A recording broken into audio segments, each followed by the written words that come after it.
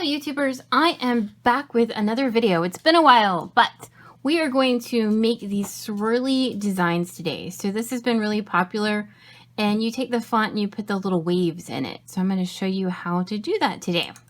So we are in Silhouette Studio. You are going to need Designer Edition or higher. I have Business Edition, so we've got some extra buttons, but you don't need them, but at least Designer Edition. So the font apparently that most people are using for this is one called Keep on Truckin. I'll leave a link down below to it in the description. It is free over on DaFont. It is only for personal use, so please don't buy it and then use it for to sell. But this is a font apparently most people are using, just so I don't have to download and install another font. I'm using this one called Spooky Season. I kind of feel like they look similar enough, so I'm going to use this one. You can use any font that you want to in the world. These bloopy kind of fonts have been the really popular one for this kind of style, but realistically you can use any font that you want to. Okay, so all that I've done is I've typed out my phrase that I want, and now what I'm going to do is I'm going to right click and hit ungroup, and that's going to give me each individual letter here. So now what I'm going to do is I'm going to go in here and group each individual word. We're going to wave each individual word. If you wanted to do the whole saying, obviously you would skip this step and just wave your saying. But I think it looks better when you do each individual word. We are going to be using the warp tool. It's the basic warp tool. So this basic warp tool is available in Designer Edition. So if you have Designer Edition and that's it, it's going to look like this. I have a Business Edition and that gives me additional warp tools. So that's why I have these two buttons. So, but we're just using this basic one, and we're going to click our word and we're going to hit warp selected shapes. This brings me up all these little boxes, and basically at this point you can move your boxes around to warp the word however you want. So why don't we warp up and down? So see, we're going to squish all of this and we'll bring him up. This is entirely personal preference of how you would like your word to be warped. And then we can, let's squish him down a little bit. All right. Now, and then from here, we're just going to do the same thing again. We're going to squish in to make it the same size. We're going to move this one and move this guy up. And then we'll move this one down. We'll make him a little bit taller. And a lot of this is just fidgeting to get it to look exactly how you kind of want it to look. And then we'll squish this guy up. And then bring this guy down. And if you click off of it or somehow you click something wrong, you can always click back on it and it'll pop back up.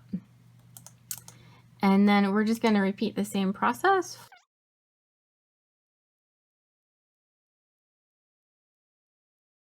And there you go.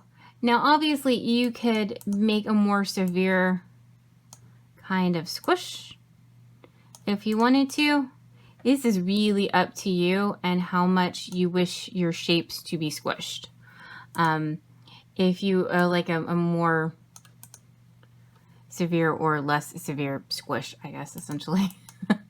Now something else, when you're first starting out, it's kind of hard to see everything.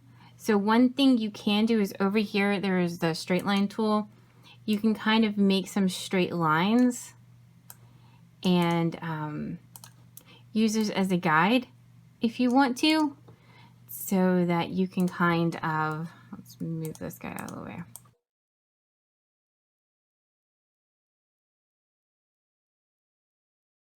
And you can use these little lines to kind of help line everything up so that it is a little bit more uniform for you when you're first starting out, because it's kind of hard to get everything when you're first starting. Also, this can be sometimes buggy, so I'd highly recommend you save your work often with this.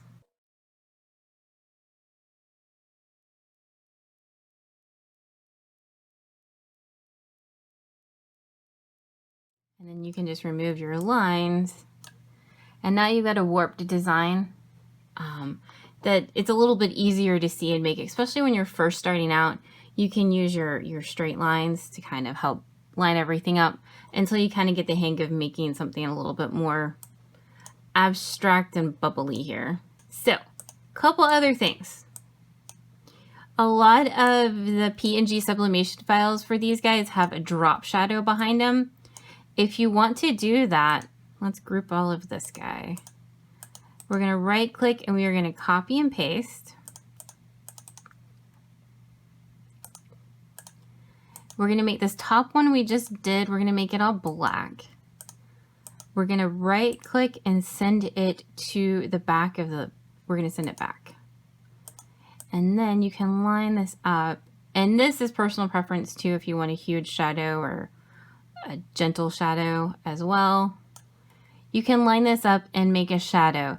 You can also come down here to transparency. Make sure your layer is selected. You can come down here to transparency and make it a much lighter shadow or a much darker shadow if you would like as well.